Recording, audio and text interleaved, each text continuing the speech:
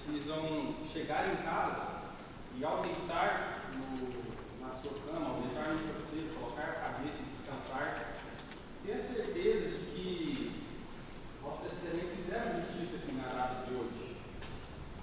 Vossas Excelências foram pinçadas lá na sociedade.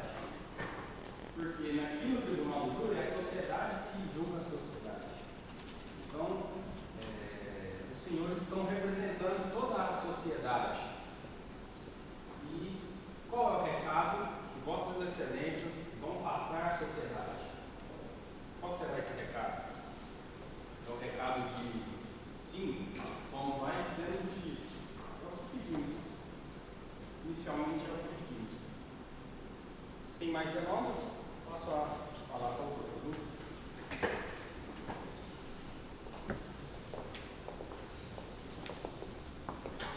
Bom dia a todos, senhoras e senhoras. Como nós já direcionamos a palavra para as senhoras e senhoras, mas eu posso deixar aqui todos os cumprimentos iniciais. E hoje peço bem para começar cumprimentando a doutora promotora de justiça. Doutor Luiz, primeiramente é uma honra para essa bancada de defesa dividir pela primeira vez esse plenário com Vossa Excelência. E muitas das vezes as teses da defesa são conflitantes à tese da acusação. Mas, como digo para o doutor Sábio, todos aqueles que se assentam neste lado, cada um com o seu ponto de vista jurídico, com respeito à bancada de defesa e ainda mais o respeito que o senhor despediu ao APEL, hoje nós viemos aqui convergir diante da tecnicidade do senhor, da análise fidedigna do que se encontra nos autos. Vossa Excelência pediu a absolução por ser caráter de justiça. Então, a defesa hoje convergirá, mas no pedido que Vossa Excelência realizou, parabeniza pela sustentação e seja reconhecido aqui o respeito da bancada de defesa na promotoria. Como muitas vezes falam, a promotoria é um órgão de acusação. Não, a promotoria é um braço da sociedade, um órgão em busca de justiça. E hoje o senhor veio aqui pedir justiça àqueles que se assentam ao nome do céu. Então, aqui, leve meus cumprimentos a toda a promotoria de justiça, à comarca de Vossa Excelência. Seja bem-vinda a Caldas Novas e espero ter outras oportunidades de ter debates tão tranquilos, tão lianos e também tão sinceros dentro daquilo que é justiça. Meus parabéns pelo promotor que Vossa Excelência tivemos a oportunidade de trabalhar hoje, convergindo no mesmo sentido. Meus cumprimentos. Obrigado, doutor, igualmente. Cumprimento ao nobre magistrado, doutor Paulo, seja bem-vindo a Caldas Novas. E aqui também não posso deixar de reconhecer a tranquilidade, a serenidade como o senhor conduziu o trabalho desde o início. A defesa não irá se delongar, o senhor vai almoçar em casa, se Deus abençoar, bem longe. Seja bem-vindo aqui e também reconhecer aqui a paridade de armas que o senhor despendia, seja a bancada de acusação, seja a bancada de defesa, buscando que a verdade real, ao final, ela possa se trazer. Então, meus cumprimentos. Bom, cumprimento aqui os 12 serventuários de justiça e aqui as nossas homenagens a vocês, porque esse processo tramita desde 2016.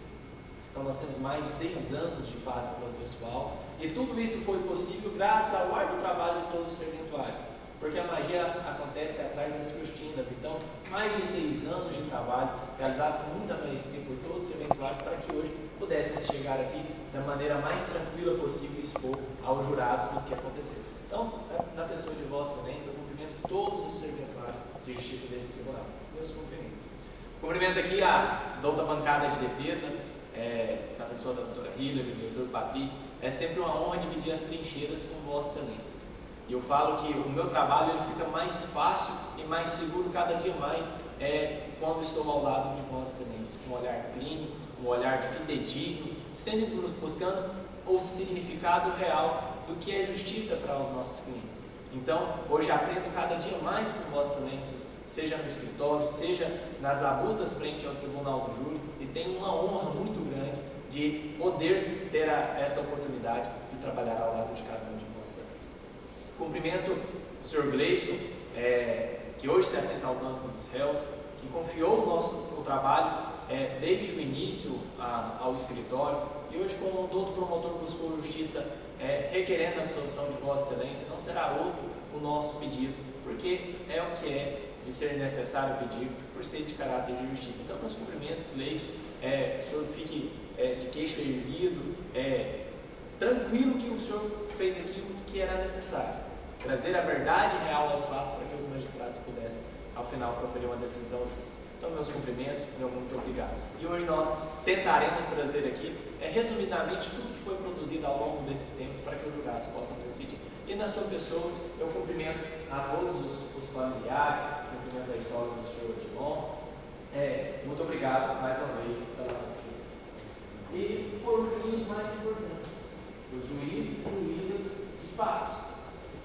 Eu falo que o tribunal do júri, apesar do desgaste, a gente fica olhando ali na hora de sortear o jurado, quando fala assim, o senhor quer participar? Não quer? Eu não quero não, porque o julgo de julgar é muito grande.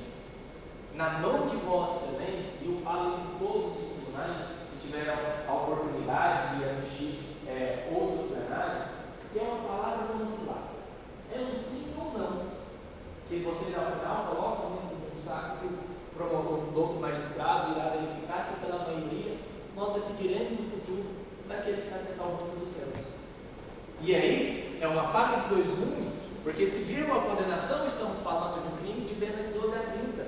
E se vir a absolução, que será uma medida de justiça que iremos seguir, Vossa Excelência terão a oportunidade de fazer justiça na presente manhã. Então, o maior julgo hoje é de cada um dos senhores.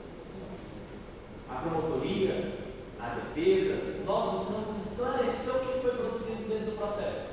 O nosso papel é apresentar para vocês as provas, apresentar os depoimentos, apresentar o que foi realizado nesses mais de 5 anos de processo, para que vocês, ao final, com tranquilidade, possam dar um julgamento de acordo com o que foi prometido, como já vem sustentado pelo promotor, nos instantes da justiça. E eu, antes de encaminhar para o pedido de absolução, eu preciso fazer um breve resumo histórico deste processo. E antes de fazer esse histórico, este resumo, o doutor Patrick já esclareceu muito bem a importância do senhor e da senhora. E o promotor, de maneira muito sábia e cristalina, hoje estamos julgando o nosso semelhante. E se fôssemos nós no lugar daquele semelhante, como gostaríamos de ser julgados? Qual é a resposta que nós damos para a sociedade do tribunal do júri? A resposta é que, se houver provas, se houver elementos, nós condenamos. E no júri antepassado, eu vim aqui pedir a condenação. Pedir a condenação do nosso cliente. Não pelo crime de tentativa de homicídio, mas pelo crime que acreditávamos que era o correto, mas pedimos a condenação. E se fosse necessário hoje vir aqui pedir a condenação, às vezes com decote de uma qualificadora, se fosse a questão, nós pediríamos, mas não é a circunstância. Então a lei ela nos traz esses princípios. Apesar de que o jurado ele não precisa fundamentar a decisão, como dito, é um sim ou não, mas vocês fundamentam para Vossa Excelência. No interno de Vossa Excelência, vocês carregarão para si qual foi a decisão desse plenário e como vocês julgaram o semelhante. Que eu tenho a plena convicção que julgarão como também gostariam de ser julgados. E aí eu costumo trazer a reflexão, porque quando eu faço esse questionamento, às vezes eu vou falar assim, pensa, eu nunca mataria. Eu levo a vocês a reflexão que podem dizer, eu nunca vou roubar na minha vida, eu nunca vou praticar na minha vida, mas nós podemos dizer que nós nunca mataremos. Porque o pai e a mãe, ele mata o filho. O pai e a mãe, ele mata pelo filho, ele dá a vida pelo filho. E numa circunstância dessa, quem será julgado? Nós nessa ocasião. Porque somos seres humanos e às vezes falamos assim, nossa, passamos da conta. Só sabemos como vamos lidar com aquela situação quando somos colocados sob pressão naquela situação, passando do ponto. E se o pai ou a mãe mata com o filho e vem se sentar ao banco do céu, no plenário do júri, como vocês gostariam que fosse o entendimento dos jurados? Alheios àquilo que determina a lei? Ou não, obedecendo de maneira fidedigna o que está dentro do processo que diz a lei? Então, o que a defesa busca hoje é que, analisando todas as provas, tendo fundamento e base legal na legislação, conforme já requerido pelo doutor promotor, que afinal julguem, mas nós vamos fazer uma retrospectiva dos fatos, de como que isso tudo aconteceu para que nós chegássemos nessa conclusão. E isso começa quando o Sr. Gleison procura o nosso escritório. Quando ele procurou o nosso escritório para abraçarmos a defesa, a primeira pergunta que o advogado faz para o seu cliente: como aconteceu? E aí, na primeira oportunidade, ele narrou o mesmo que estava na delegacia. E eu comecei a questioná-lo. É o papel da defesa, eu preciso entender os detalhes. E aí ele começou a se contradizer para o advogado dele. E eu falei assim: Gleison, está errada a história. Está errada a história. Vamos de novo. Comecei a questionar. Aí ele caiu lá. Começou a chorar. O que está acontecendo? Doutor, não foi eu que fiz. Falei assim: mas o processo, você tem um depoimento, você confessa na delegacia, já está na fase avançada, porque nós já assumimos uma segunda etapa lá na frente do processo. Nós, essa bancada de defesa, está no processo há um pouco mais de 2 anos. E aí ele cai em prantos, começa a chorar e não foi eu que fiz essa pergunta, assim, mas como assim? Aí teve até a defesa de surpresa, mas como assim não foi eu que fiz? Você confessou lá atrás que você tinha feito, como bem dito do promotor, o simples fato da confissão ter ocorrido em sede de delegacia, ela não pode embasar uma condenação especificamente porque produzida sempre contraditória pela defesa. E eu falei: então me conta como realmente aconteceu, deixa eu entender essa situação. E ele esclarece o que ele já contou para todos nós hoje aqui sobre a condena do João. Que ele se sentia culpado porque as ameaças iniciais foram contra a pessoa dele, por causa do ponto. Se ele tivesse se ocupado com o ponto, às vezes poderia ter amenizado essa situação, porque o irmão dele não ficaria frequentando o ponto. E levou até chegar no desfecho final. E eu falei: tá bom, então agora eu preciso estudar novamente o processo. Porque até então, a investigação, como ela finalizou muito rápido. E por que finalizou muito rápido? Tinha um motivo, a desavença. Ele tinha uma desavença com o dono do ponto, que estava em processo de divórcio e queria um ponto. Ele chega para o delegado e fala: eu cometi. O delegado então faz a investigação, aí ele tem um motivo. Houve um óbito, eu tenho a maternidade do crime, e ele confessou: não preciso mais prosseguir. Tanto é que eu perguntei a um dos vizinhos. A polícia bateu lá na sua porta para confirmar se você viu alguma coisa, escutou um disparo. Qual é o papel da polícia investigativa? Analisar todas as circunstâncias, vamos ver se tem também vigilância próxima. Nas outras residências, olha, assim, você ouviu o disparo? Você estava aí na casa, você ouviu o grito? Porque ele falou que morava na mesma quadra, né? Então não estão falando assim: procurou 3 quarteirões da residência. Não, na mesma quadra. Não foi, ninguém procurou. E aí a defesa localizou lá na frente. Porque quando o senhor Gleison narrou essa situação, ele me falou: olha, o Mateus, que é o Binho que estava na distribuidora, me ligou e falou que o Zebra estava chegando na distribuidora, como ele disse aqui, e como o Mateus relata no depoimento dele. E eu falei: tá, então nós precisamos trazer o Mateus. Se o Mateus estava lá e o Mateus viu, vamos ouvir o Mateus. Tanto é que, quando a defesa já tinha apresentado a primeira defesa no processo, quando eu falo defesa, nessa bancada, nós não arrolamos o Mateus, porque a gente não sabia, né? Aí arrolamos o Mateus posteriormente. Quando nós arrolamos o Mateus, ele veio e falou: olha, eu estava, e inclusive narra o nome do Sr. Anderson, que também estava se aproximando novamente. Então temos que ir atrás do Sr. Anderson, que vamos trazer para o processo. E quando alguém busca um advogado, o que ele tem que fazer? Ele tem que produzir todos os elementos para que a verdade real ela chegue ao livro que você respondeu, onde o promotor ele trouxe ao processo aquela petição nossa, onde nós pedimos a quebra da estação de rádio base e a quebra de sigilo. Por quê? O Mateus ligou para o Gleison, não ligou? Se o juiz me autorizar a quebra de sigilo, a operadora vai limpar e dizer: olha, no dia tal, às horas tais, esse número aqui recebeu tais ligações.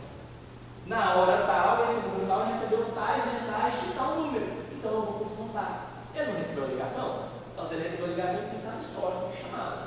Mas com o tempo, a histórico de chamada perde no telefone, mas na operadora eu localizo. Então, eu vou pedir: olha, juiz, me fornece o histórico para a gente ver se teve essa ligação, porque ele nos falou que recebeu a ligação do Mateus. E pedimos a quebra da estação de rádio base. Por que a quebra da estação de rádio base foi bem pontuado e explicado pela promotoria? É a triangulização, onde vocês estão aqui. Se o telefone de vocês recebe alguma mensagem ou alguma ligação, ele vai conectar numa rádio base, uma antena de telefone mais próxima daqui da região. E aí eu consigo identificar a localidade que vocês estão. Olha, eles estão nesse raio, como diz o doutor motor, de 1 quilômetro dessa região, dessa estação de rádio base, dessa antena. Então, como o Gleison ele não estava no local, pedimos também a quebra da estação de rádio base, mas foi indeferida. Foi indeferida. Então, as testemunhas oculares, e aí eu estou falando, nós temos um primo, nós temos um vizinho que não tem nenhum interesse na causa. Nenhum interesse na causa. Falou que estava indo a caminho da distribuidora, viu o zebra chegando, aconteceu o que aconteceu e o Wesley saiu caminho. Então, eu tenho testemunhas que viram o que aconteceu, viram o início da dinâmica dos fatos, e todas elas são início de um encontro. O Gleison estava no local? Não, o Gleison não estava no local. Como o Gleison veio parar neste processo, então? Porque ele assumiu a responsabilidade pelo irmão. Errou, foi falho. E isso lá na frente, se tiver consequências, ficará a cargo do juízo do processo analisar este crime que ele praticou, porque você assumir a responsabilidade por alguém também é criminoso. É um ato de crime, é um ato que eu tenho tipificação do Código Penal. Mas não responder por um homicídio que ele não praticou, que ele não fez. Sim, ele assumiu a responsabilidade pelo irmão, ele assumiu a responsabilidade pelo irmão. Assumiu. Só que durante o contraditório da defesa, todas as testemunhas que vieram, todas as testemunhas que a defesa rolou, e que inclusive uma delas foi comunicada, porque não é amigo de nenhuma das partes, então ela tem o dever de falar a verdade, porque se ela mentir, ela vai responder pelo crime de falso testemunho. Então, o Gleison não estava no local. Então, como que vamos condenar aquele que está ao campo dos céus, se as testemunhas se informaram de que ele não estava?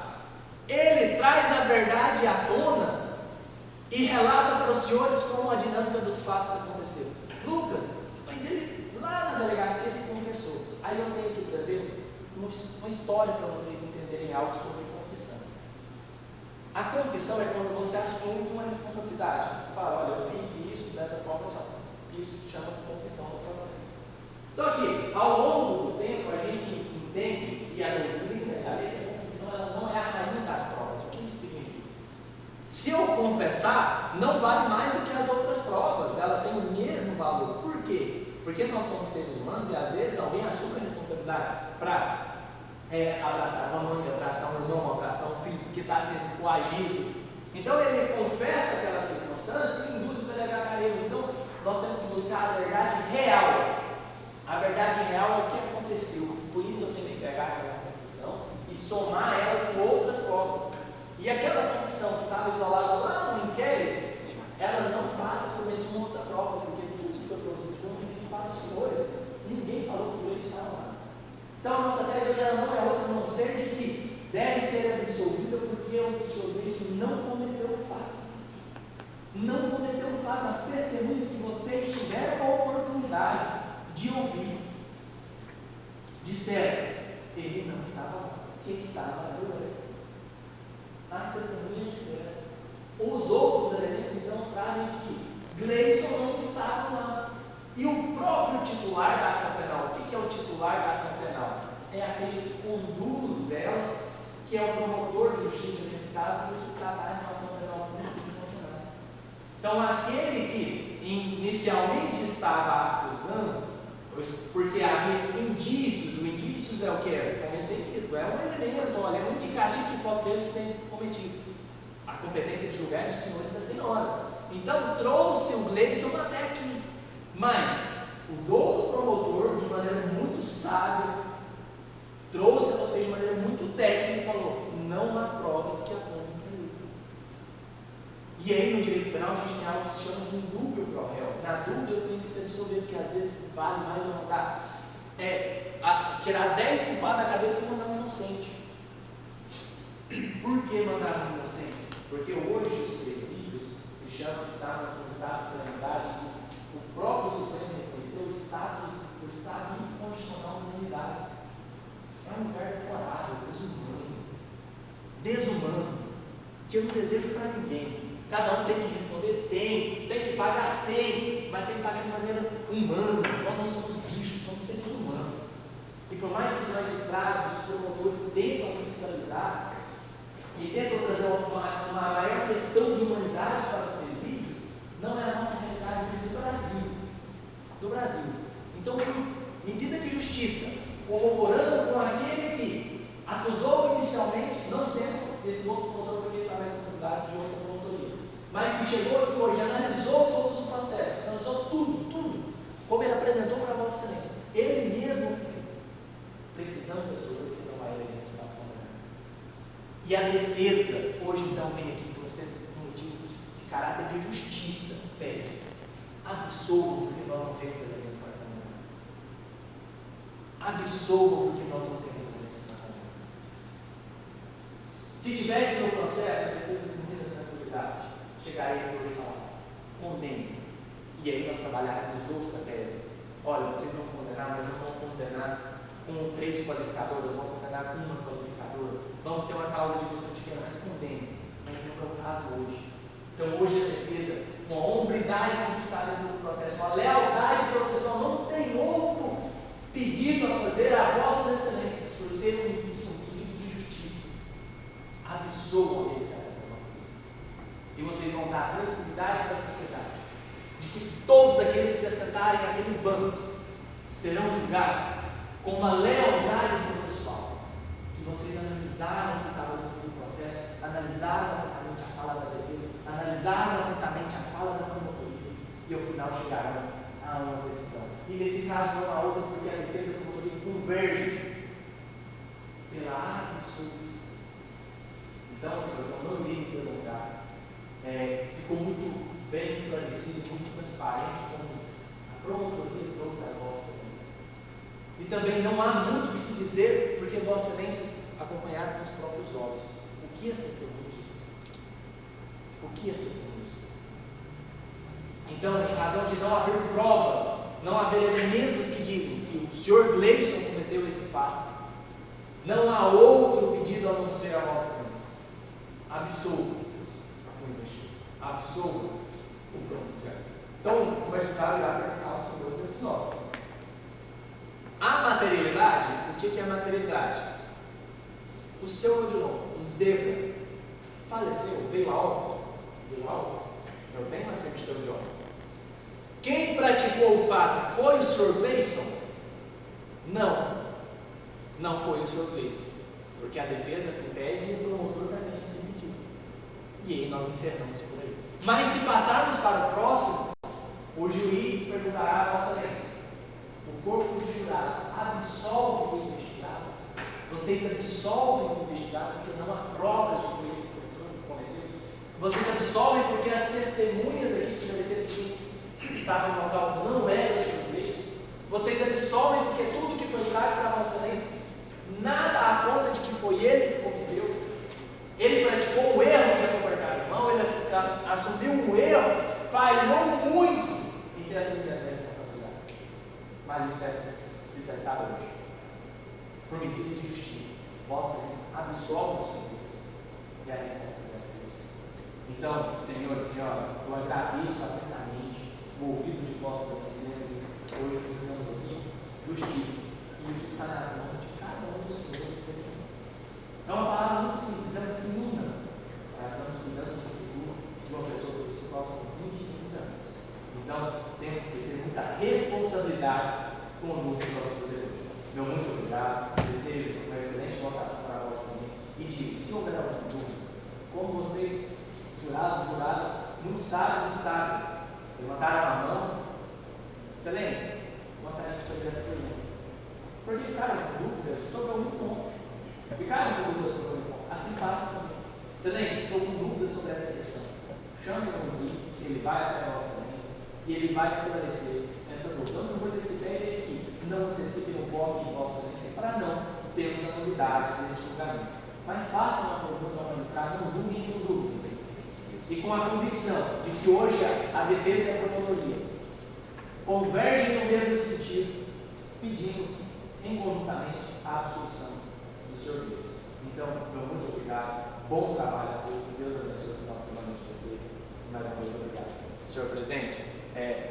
palavra a Vossa Excelência, e nosso muito obrigado pelo tempo.